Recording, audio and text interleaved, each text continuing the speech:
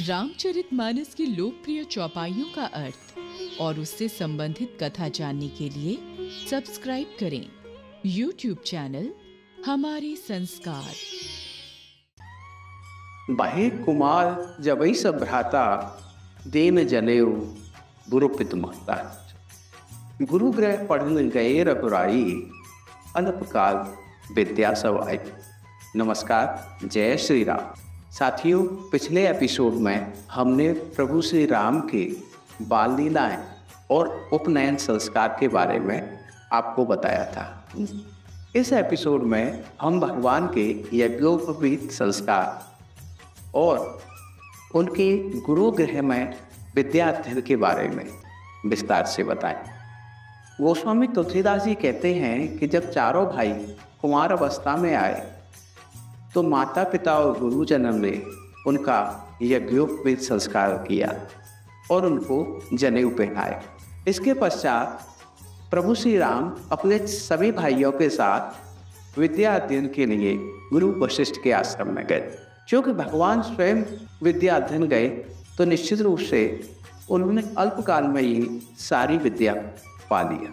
जाकी सहज श्वास श्रुत चारी सो हर पड़िया कौतुक भारी। गोस्वामी जी कहते हैं कि चारों वेद जिनके स्वाभाविक श्वास में हैं, अर्थात प्रभु से ही जो वेद प्रकट हुए हैं, उन वेदों को भी भगवान पढ़ेंगे, यह तो बड़े आश्चर्य की बात है।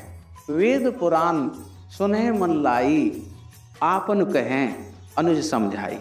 गोस्वामी तुलसीदास जी कहते हैं कि भगवान वेदों को बड़े ही ध्यान से सुनते हैं, फिर अपने तीनों भाइयों को उनके बारे में विस्तृत बताते हैं।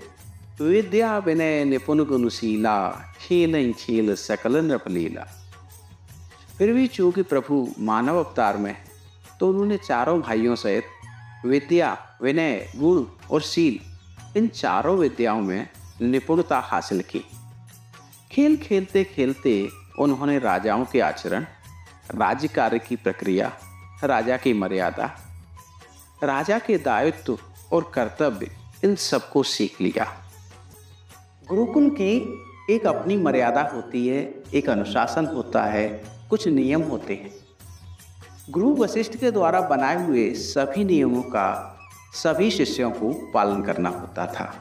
प्रभु श्री राम अपने भाइयों के साथ गुरु वशिष्ठ के बनाए सभी नियमों का पालन कर रहे थे।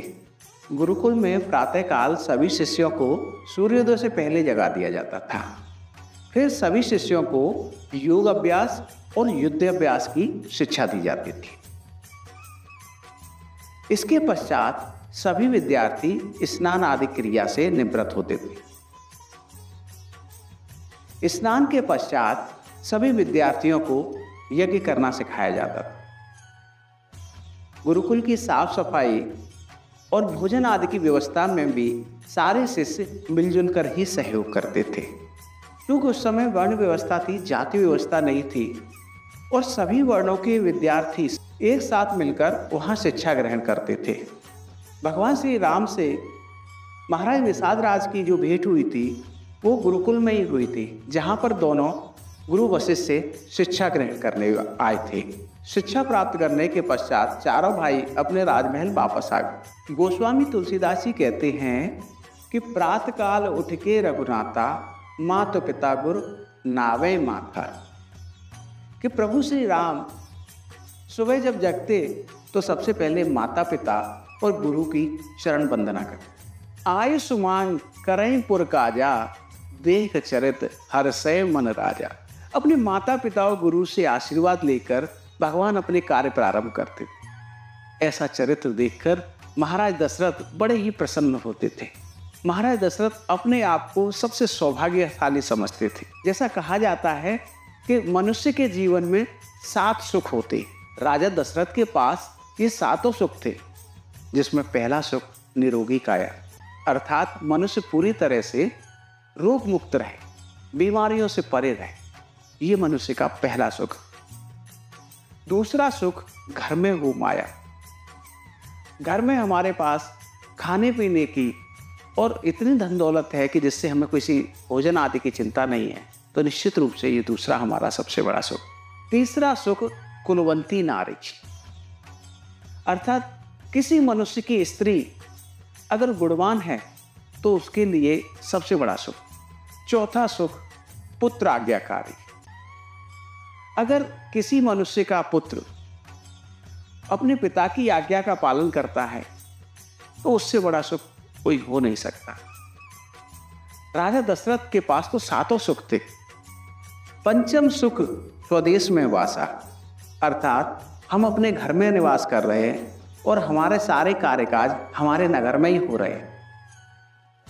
छठा सुख राजोपासा, छठवां सुख मनुष्य के लिए होता है कि उसका समाज में मान और सम्मान हो, लोग उसको सम्मान दे रहे हैं।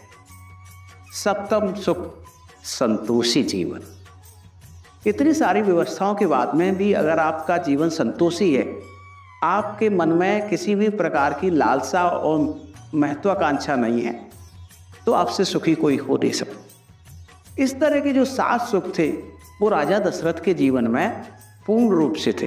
तो हम निश्चित रूप से कह सकते हैं कि उनसे बड़ा सुखी शायद संसार में कोई व्यक्ति नहीं होगा।